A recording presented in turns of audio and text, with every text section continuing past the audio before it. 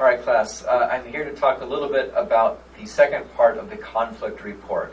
What I have pulled up here on my screen, which I recognize is far too small for you to read, is the announcement that I sent out earlier in the week that outlines the parameters of conflict report number 2. In it, you will see the length requirements, you will see formatting, suggestions, as well as a number of questions for you to consider as you are creating part 2. If part 1 of the conflict report was the research / background / historical context of this conflict, part 2 is going to be connecting this conflict with course themes, specifically in terms of the overarching cause of the war or the conflict. Again, using ideas that we have harped upon in class through the Huntington text as well as through our additional the second half of class topics. Furthermore, in the second part, you should talk more about the organizations, the international organizations that have been involved, the steps that they have taken to ensure a resolution to the conflict, and then third, and perhaps, in my opinion, most importantly, what recommendations do you propose for resolution? Now, having engaged with this topic for one term, I get it. I don't expect you to solve the issue. I don't expect you to have all the answers. But I would like to see you take a stab at solving this issue. Work through a solution using both sides. I mean, if you are looking at I know some of you are looking at the drug trafficking, gang violence in Mexico. Okay, so if that is a place of conflict in the world that the United States has an interest in, what is the best means of solving that issue? Does this mean that we should simply build a wall to cut off people south of the border?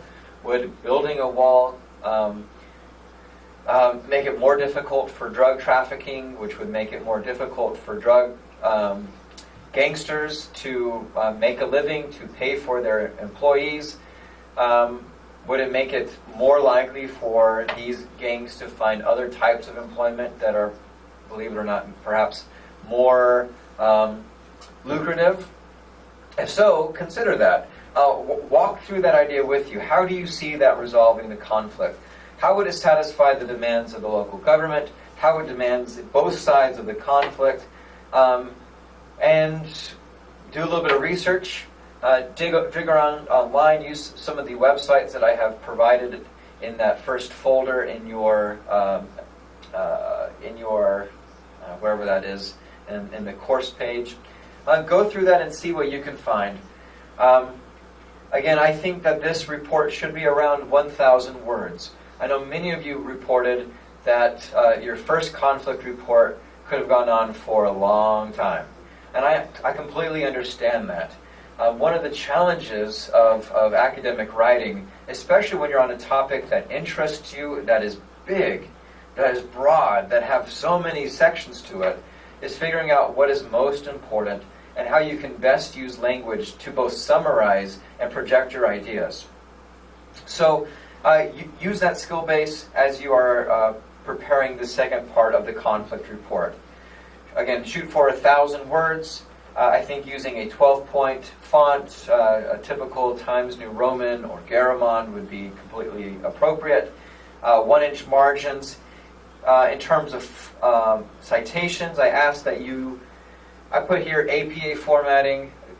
Honestly, I'm not a stickler to either or. Use APA, use MLA, use Chicago. Use a formatting source or a citation and be consistent with it and be correct. I do ask that you use a minimum of 4 to 5 sources as you are preparing this report, of which only one encyclopedia is permitted. So that includes Wikipedia. I would like you to find sources outside of the encyclopedia, Wikipedia world. All right. So this report will be due in the end of week 10, Sunday of week 10. after you complete the report, then the second part, that following week, the last week of classes, week 11, I envision you preparing your conflict presentation, which you will post and share with your classmates. I'm going to try to move that presentation due date forward from a Sunday to something more like in the middle of the week, so that this can be the site of our discussion forum.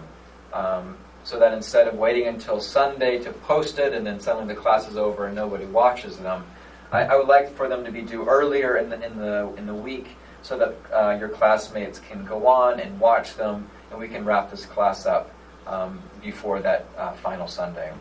All right, if you have any questions, shoot me an email. Happy to talk to you about them. Anyways, good luck with this. I'm excited. Your first reports were wonderful. I expect great things from you on the second. All right, take care, guys.